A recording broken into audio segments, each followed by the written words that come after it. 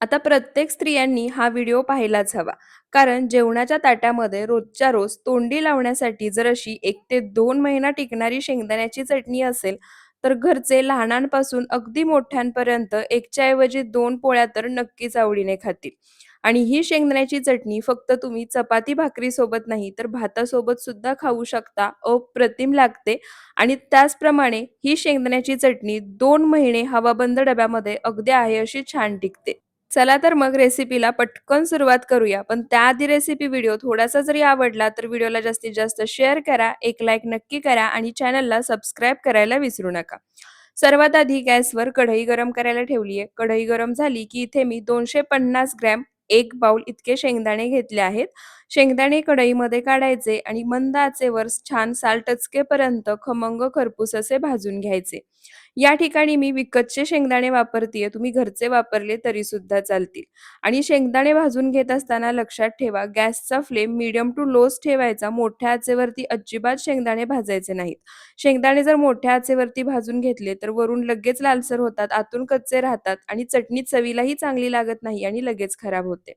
तर इथे पहा साल टचकेपर्यंत शेंगदाणे मी छान खमंग खरपूस असे भाजून घेतले आहेत.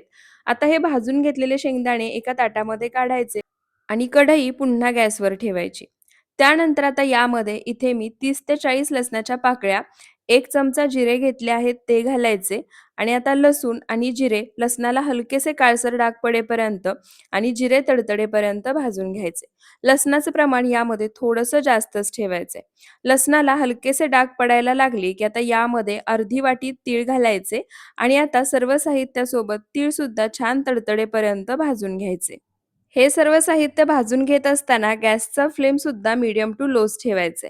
आता पांढरे तीळ हलकेसे तडतडायला लागले, की यामध्ये भाजून घेतलेले शेंगदाणे काढायचे आणि आता यामध्ये एक 2 चमचे तेल घालायचं. सुरुवातीला अजिबात तेलाचा वापर करायचा नाही. सर्व साहित्य भाजून झाल्यानंतर जेव्हा शेवटी आपण यामध्ये शेंगदाणे घालू, तेव्हाच यामध्ये 2 चमचे तेलही घालायचं आणि पुन्हा आता हे सर्व साहित्य एक 2 ते 3 मिनिटं मीडियम टू लो फ्लेमवरती भाजून घ्यायचं. तर इथे पहा सर्व साहित्य तेल घातल्यानंतर मीडियम टू लो फ्लेमवर एक 2 ते 3 मिनिटं मी छान असं भाजून घेतलं आहे. आता गॅस बंद करायचा, सर्व साहित्य एखाद्या ताटामध्ये काढायचं आणि पूर्णपणे थंड करून घ्यायचं. तर इथे पहा भाजून घेतलेलं साहित्य मी एका ताटामध्ये काढलं होतं, पूर्णपणे थंड करून घेतलं आहे. आता यामध्ये राहिलेलं साहित्य घालायचं. सर्वात आधी इथे मी 2 चमचे धनेपूड घेतलीये ती घालायची. 4 मोठे चमचे इथे मी कश्मीरी लाल मिरची पावडर घेतलीये ती घालायची. लाल मिरची पावडर तुम्हाला जसं तिखट आवडतं त्यानुसार कमी जास्त करू शकता. त्यानंतर 1.5 चमचा किंवा तुमच्या अंदाजाने चवीनुसार मीठ घालायचं आणि आता पुन्हा एकदा हे सर्व साहित्य छान एकसारखं मिक्स करून घ्यायचं. तर इथे पहा सर्व साहित्य मी छान एकसारखं मिक्स करून घेतलं आहे. आता हे मिक्स केलेलं साहित्य थोडं-थोडं मिक्सरच्या भांड्यामध्ये काढायचं आणि मिक्सर पल्स मोडमध्ये फिरवत म्हणजे मिक्सर बंद चालू करत थोडंसं जाडसर ठेवूनच वाटून घ्यायचं. आपण या ठिकाणी शेंगदाणा आणि तिळाची चटणी बनवतोय त्यामुळे ही चटणी थोडीशी जाडसरच असते, अजिबात बारीक वाटून घ्यायची नाही.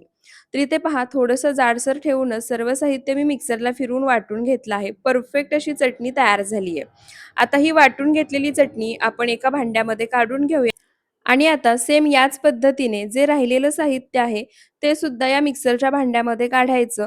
मिक्सर पल्स मोडमध्ये फिरवत म्हणजे मिक्सर बंद चालू करत, जसं सुरुवातीला थोडीशी जाडसर ठेवून चटणी वाटून घेतलीये, अगदी त्याच पद्धतीने वाटून घ्यायचं.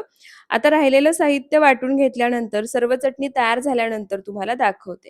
तर इथे पहा राहिलेलं साहित्य सुद्धा मिक्सर पल्स मोडमध्ये फिरवत छान असं वाटून घेतलं आहे आणि परफेक्ट 1 ते 2 महिने टिकेल अशी ही शेंगदाणा आणि तिळाची चटणी बनून तयार झाली आहे. तुम्ही या ठिकाणी चटणीचा रंग त्यासोबतच टेक्स्चर सुद्धा पाहू शकता आणि चटणी चवीला इतकी भन्नाट होते, की तुम्ही बनवाल 1 ते 2 महिने ठेवण्यासाठी पण 8 दिवसात संपून जाईल आणि भाजीसुद्धा घरचे खाणार नाहीत. याच चटणीसोबत जेवण जेवतील इतकी चविष्ट बनून तयार होते. तर तुम्ही सुद्धा एकदा या पद्धतीने 1 ते 2 महिना टिकणारी ही तीळ शेंगदाण्याची चटणी नक्की बनवून पहा. व्हिडिओ आवडला असेल तर व्हिडिओला जास्तीत जास्त शेअर करा, एक लाईक नक्की करा आणि चॅनलला सबस्क्राईब करायला विसरू नका. धन्यवाद.